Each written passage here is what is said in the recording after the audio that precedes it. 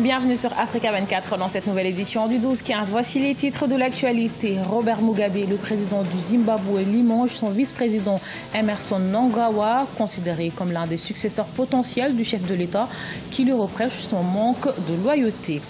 La banque marocaine Attijari Wafa Bank à la conquête de l'Afrique, nouvelle étape, l'Égypte, où l'enseigne de l'institution financière marocaine a été lancée le 2 novembre au Caire, la capitale. Et puis la capitale togolaise Lomé a accueilli du 3 au 5 novembre la première édition de la Coupe d'Afrique des Nations de basketball 3 contre 3, une édition remportée chez les hommes par le Nigeria et le Mali chez les dames.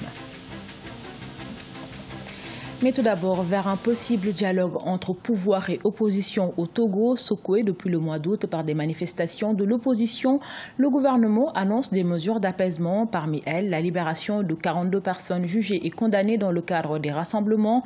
Toutefois, ces gestes d'apaisement ne changent en rien le calendrier des nouvelles manifestations programmées par l'opposition qui exige le départ du président Faure Gnassingbé et le retour à la Constitution de 1992.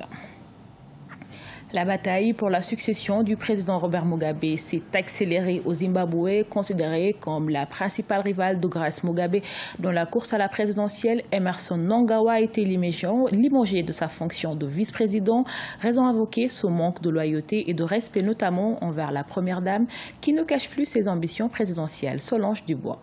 Le vice-président zimbabwéen Emmerson Mnangagwa a été relevé de ses fonctions ce lundi 6 novembre 2017 par le président Robert Mugabe. Les relations étaient tendues entre les deux hommes, notamment depuis le mois d'août dernier où Emmerson Mnangagwa affirmait avoir été victime d'une tentative d'empoisonnement. Ses partisans avaient alors pointé du doigt la première dame, Grace Mugabe, des allégations démenties par le gouvernement. Il a pris le président pour acquis depuis trop longtemps. Le président est un homme très patient.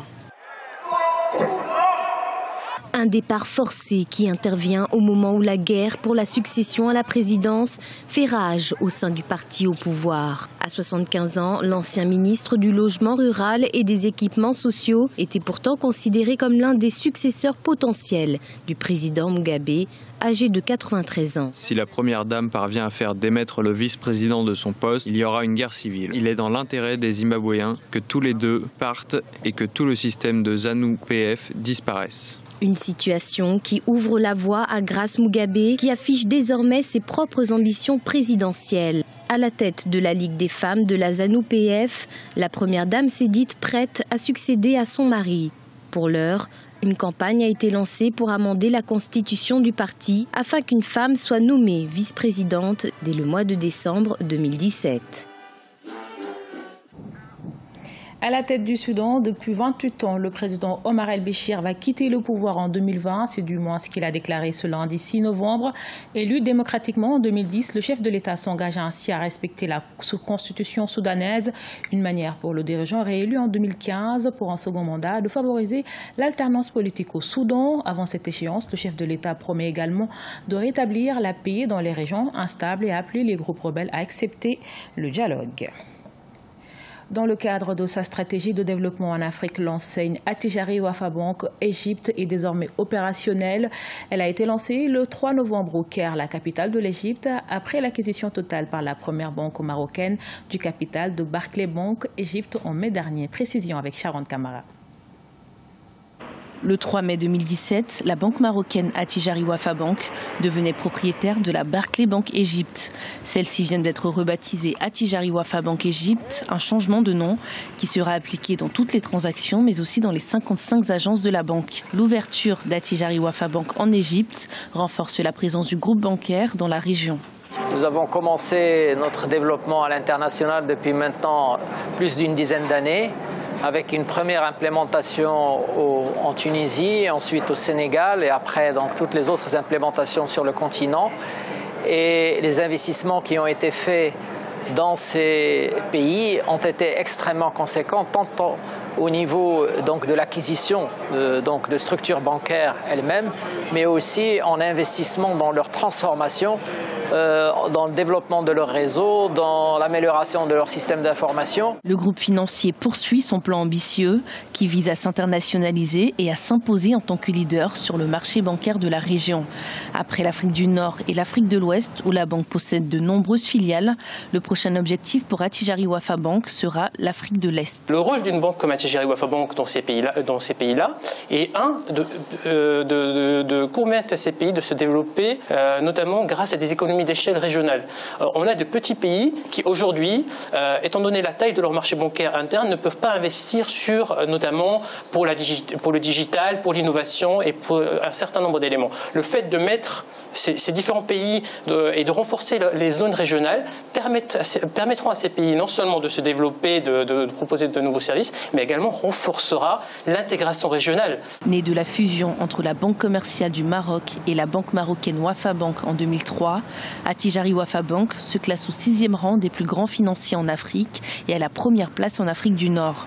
Le groupe bancaire est implanté dans 26 pays avec plus de 4000 agences et emploie plus de 19 000 salariés au service de plus de 8 millions de clients. En Ouganda, le personnel de santé est en grève. Entamé ce lundi, les médecins réclament notamment une hausse des salaires et l'amélioration des conditions de travail dans les hôpitaux publics. Malgré la demande des autorités, l'Ordre des médecins de l'Ouganda refuse d'annuler cette action syndicale. L'UMA compte poursuivre cette grève jusqu'à ce que le gouvernement prenne en considération leurs revendications. Le Nigeria et le Mali remportent la première Coupe d'Afrique des Nations de basketball 3 contre 3, vainqueurs respectivement chez les messieurs et dames. Cette nouvelle discipline olympique, le basketball 3 contre 3, oppose deux équipes de 3 joueurs sur un demi-terrain avec un seul panier. Retour sur la rencontre avec notre correspondante MFA Kofi. La Coupe d'Afrique des Nations de basketball 3 contre 3 s'est achevée dimanche 5 novembre à Lomé au Togo avec le Nigeria vainqueur chez les hommes et le Mali chez les dames. Le Nigeria a enregistré une fiche parfaite, 5 victoires sur 5 matchs et ce avant la limite des 10 minutes.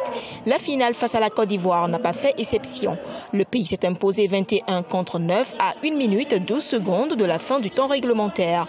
Un score qui a conduit l'arbitre à siffler la fin du match selon les règles qui régissent le 3 contre 3. Nous avons remporté le premier trophée de la Coupe d'Afrique des Nations de basketball 3 contre 3. Nous le ramenons à la maison. Nous sommes très contents.